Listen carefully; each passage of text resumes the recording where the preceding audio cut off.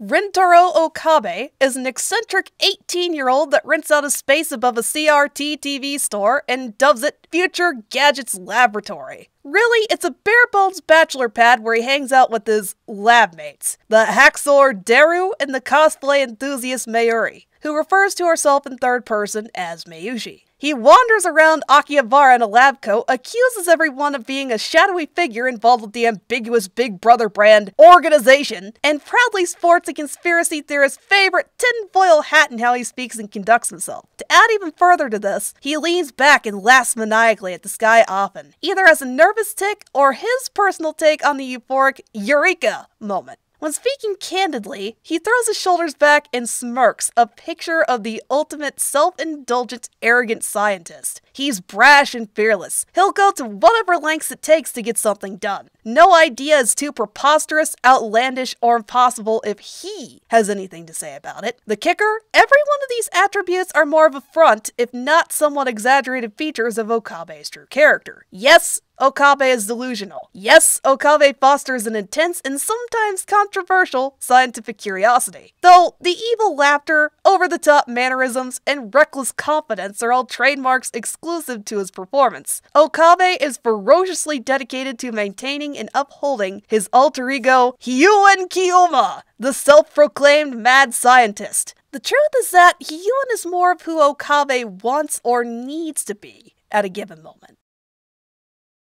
The first part to figuring out Okabe is determining where Hyuen ends and Okabe begins. Sometimes it can be a bit of a dice roll as to how earnest Okabe is about what he's saying, or how he's behaving. Hyuen is indeed a theatrical front on Okabe's part. Usually his goal is just to come across as the eager, enthusiastic weirdo and add an entertaining flair to his many experiments or scientific pursuits. For the most part, Okabe's and Daru's efforts can be chalked up as infomercial products or something just a few steps above a Shindogu. Look at the phone microwave temporary name itself. Before the temporal shenanigans, it could be chalked up as a lazy man's must-have next to the universal remote. Start the timer for defrosting chicken from a cell phone rather than manually pressing buttons. While Okabe wants to become a successful and recognized scientist and inventor, it's not his top priority. He seems content as long as he's hanging out with friends and having a good time. There's something strangely charming and captivating about Okabe. Behind his obnoxious, crazy front, he is an incredibly kind, compassionate soul. Mayushi describes finding quiet but comfortable companionship with Okabe in his lab, an unexpected kindred spirit that helped her cope with grieving her grandmother's death and finding a way to continue forging ahead in her daily life. Kurisu is initially drawn to him out of morbid curiosity, but sticks around when she discovers a fellow scholar that she clicks with in a very meaningful way. It's implied that Kurisu has few close friends among her peers, let alone her fellow researchers in the US. So she appreciates Okabe's sharp mind, his excitable, energetic spirit, and the comfortable atmosphere that comes with hanging out with him or Future Gadgets as a whole. She becomes his go-to not just for brainstorming sessions, but emotional support and encouragement. On Okabe's part, Kurisu is pretty much his soulmate. The connection starts with aspects as small as a shared interest in lab coats and Dr. Pepper, then branches out into someone that can challenge his theories, understand his motivations, and help him achieve effects he couldn't before. The takeaway is that once someone sees Okabe's true character, it's hard not to want to get involved in his ridiculous adventures, cheer him on, or help him out. He gets as invested in the livelihoods and needs of others as much as they do with him. There's a social and psychological element to the difference between what role Hyuen plays and who Okabe is. When someone is introduced to Okabe, they tend to meet the insufferably obnoxious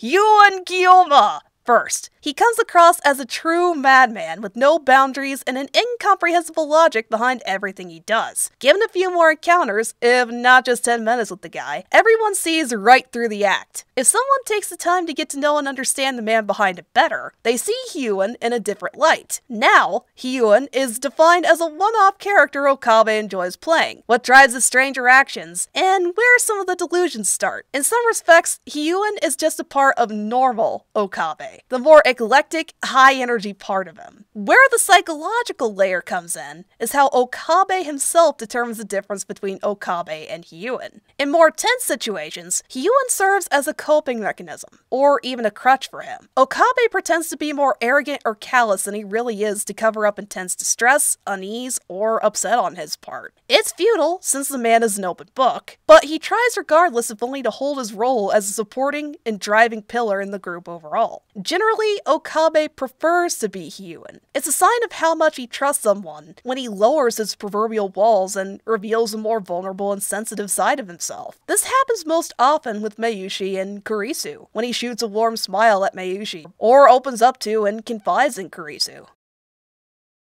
Creating a working time machine really was dumb luck on the part of future gadgets. Granted, many scientific discoveries started as an unexpected result and extensive follow-up in trying to recreate or determine where said result came from. In some respects, the phone microwave, temporary name, was Okabe's big break. A concept that rocked the foundations of the scientific community at large. Something that could change the entire world as he knows it. Something that dramatically changed his life as he knew it. At first, Okabe faces consequences just through his daily life and surroundings. It's surprising just how much one email to the past, dubbed a D-mail and show, can change a person's daily routine or the culture of an entire city, such as an email suggesting that an expecting mother eat more vegetables, or an email warning a father not to go somewhere. These changes alone resulted in Akihabara shifting from a high-density moe culture to a technologically focused hub, or a transgender female born as a biological female in a different timeline. Add in Okabe and his team's trips down the proverbial rabbit hole when they discover that research facility CERN has been poking at the concept and reality of time travel since 1974. Previous attempts at sending a poor sap through time result in a gelatinous corpse. The images and reports following such effects make Okabe cringe at the sight of green jello at the local grocery store. It strikes him enough that it could develop into an odd phobia aside from many disorienting nightmares he has playing with the idea that could be me. Okabe discovers the true identity and mission of the mysterious time traveler John Titor.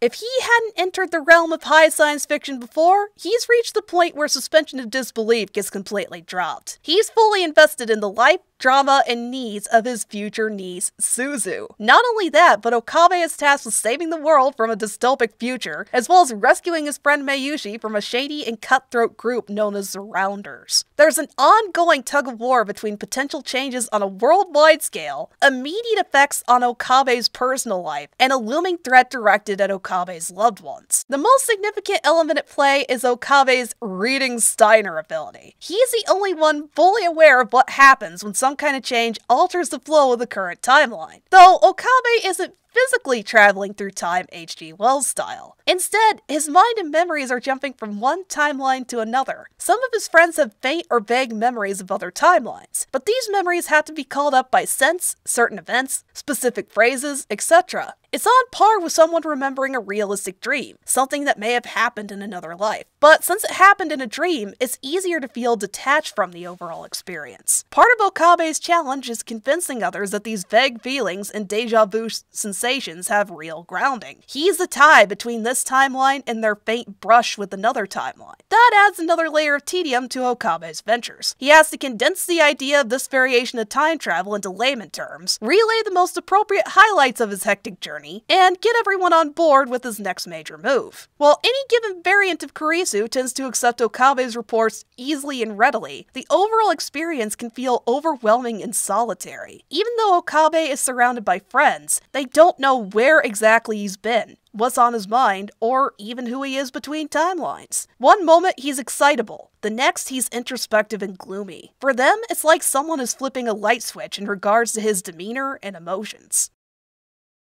What does it mean to have the ability to change the world in a dramatic, meaningful way? As one example, Okabe could win the lottery and be rich beyond his wildest dreams. Time travel could give him ultimate power, control, and influence over others' lives. He could live like a king, Consequences be damned if he could just snap his fingers and rewind to the day before. If CERN weren't in the picture, Okabe may have toyed with the idea of the classic mad scientist's dream of conquering the world. Granted, Okabe tries to keep most moves low-key so the changes aren't too dramatic. He has some ground rules and methodology in mind, but these quickly spiral out of control with every request he grants or kowtows to. When the requests become unchecked, unexpected variables such as preventing death, culture change, and such enter the bigger picture. Given how much these changes improve the requester's life, Okabe can't bear to reverse things or say no. Just like time travel can be used for a blind power grab, it can be used to achieve humanitarian effects as well. So it's a tug of war between caving to personal desires, playing fairy godmother, and being conscientious about what the overall impact of his meddling has on space-time. Okabe experiences the direct results and consequences of every decision he makes, whether it's mundane or dire. The more extreme changes and miracle worker exploits are what leads to the most depressing consequence. If Okabe doesn't undo everything, Mayushi's death is inevitable. As Okabe starts reversing D-mails, he becomes closer and more intimate to Ferris and Ruka on levels he'd never expect. Subtlety and finesse aren't Okabe's strong suits, but he has to find some way to keep heavy secrets, deliver soul-crushing news, and ask for enormous favors that involve Ferris and Ruka respectively, sacrificing their deepest personal wish. Both come with seeing two people at their most vulnerable, watching them wrestle with their love for Mayushi and their personal happiness, then smiling sadly up at him after making this really weighty decision. The tense, pulled-taut gravity of Okabe thinking over Mayushi's death is reflected in how they respond and react. It compounds his own desperation, making a rescue that much more important. There's more weight on his shoulders now since more people are drawn in, waiting for him to play the role of hero.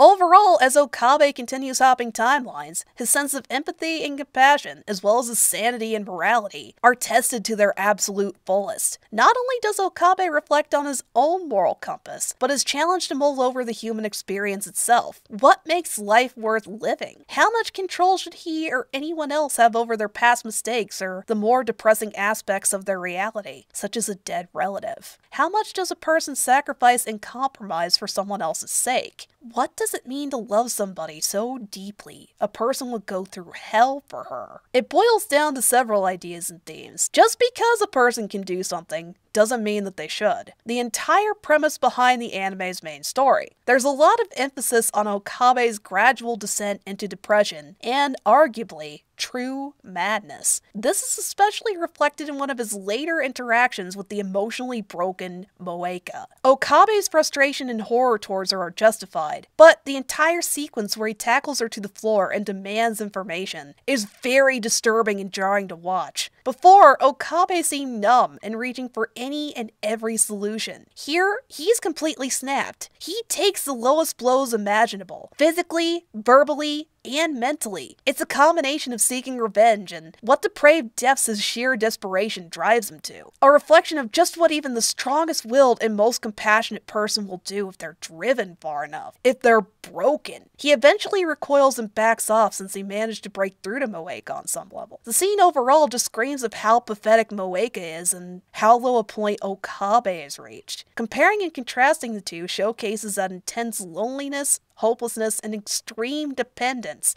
results in Moeka. Okabe has a strong support group, finds some concept or person that he believes in strongly, to the point that he won't give up hope, and attracts others because he's such an independent spirit. Scenes where Okabe connects with and understands others on such personal levels are what makes him sympathetic after the scene, and tempers how dramatic it is. To a degree, Moeka acts as a thematic counterpoint to Okabe's character strengths. That's why she's the one that shoots Mayuri, and receives the brunt of Okabe's rage. It's that quintessential scene where a character meets the target of their deep-seated revenge. Moeka is Okabe's Joe Chill, for lack of a better analogy. Think of the Batman Brave and the Bold episode where Batman finds his parents' killer, Joe Chill. This is the man responsible for the absolute worst thing that ever happened to Bruce Wayne, as well as how and why he became Batman in the first place. Bruce has principles, but he can be harsh or outright merciless when pushed far enough. This element of his character varies between adaptations. Generally, Bruce restrains himself from outright murder, though because of the personal cost and the years of resentment, he would have murdered Joe. He pulls back because the man is so petty and utterly pathetic. Unlike Bruce and Joe though, Okabe finds a much happier resolution with Moeka. Watching him make tentative amends with her is painful, but significant. While it's easy to frame Okabe as likable and sympathetic next to characters like Suzu, Ferris, and Ruka, his interactions with Moeka cement just this. It's a testament to the fortitude of the better side of human nature. Look at how much Okabe has to dredge through, yet how decent a person he comes across despite everything. Moeka earnestly trying to sort her thoughts out and help Okabe is just one example of the light in the darkness seeds the anime drops throughout. The happy ending for everyone, including Moeka, wasn't really out of the blue, but a rewarding endgame the entire time. Arguably, Okabe's alter ego Hiyuin is a product of his strong platonic friendship with Mayushi. Several scenes highlight Mayushi's strange fascination with reaching out towards the sun on a clear day, or star-studded sky at night, a habit that Okabe refers to as a stardust handshake. When Mayushi reaches out to the sky, she's reflecting on when her grandmother was alive and well, if not reaching out to her spirit floating out in the great beyond. The second fits appropriately with Mayushi taking time to talk with her grandmother at her grave, as well as the anime's thematic framing overall. Temporal shenanigans lead to several scenarios where Okabe is chasing Mayushi, his partner Kurisu, or even the surreal and unsettling dream sequence where Mayushi chases after him. There's a specific scene where young Okabe watches Mayushi talking with her grandmother's grave. A pale, ethereal light envelops everything, and Okabe is thoroughly convinced that it's an angel's ladder. Somehow, a figure from the great beyond is reaching down to pick up and snatch Mayushi away. Terrified, Okabe rushes towards her and declares that he's her captor, the mad scientist Hiyuin Kiyuma. This was the very first time Okabe set up his alter ego as a coping mechanism. Here, he's dealing with a very daunting idea. He knows that something is very wrong with Mayushi, that she'll never quite be the same as she once was. The angel's ladder is a metaphor for how overwhelming grief or depression can be, how both can grab hold of a person and dramatically alter their behavior, overall perspective, and outlook. As they fall further into depression, they drift further away and it's difficult to bring them back. When Okabe embraces Mayushi, he assures her that he'll be her supportive, grounding rock. She doesn't have to face the loss of her grandmother alone. In some respects, Okabe plays the role of Mayushi's older brother figure, or even her inspiring hero. Note the affectionate looks Okabe gives her from time to time, Mayushi calling him Okarin with a warm smile, and how casually she accepts his strange tics. They share a deep understanding and intimacy that comes with time, quiet moments, and getting to know and appreciate someone's character. Mayushi is drawn towards how compassionate and fun-loving Okabe is at his core, where Okabe is drawn towards her childish, optimistic spirit. As the series plays out, Mayushi reveals an unexpectedly honed understanding of human nature, deep empathy, and, arguably, the strongest emotional maturity in the cast next to Okabe. This aspect of her character sells why Okabe is so desperate to save her, why her friends love her so much they'd sacrifice so much on her part, and why the entire maddening journey happens at all. She's the very heart of the narrative, a driving force that shaped who Okabe Rintaro is.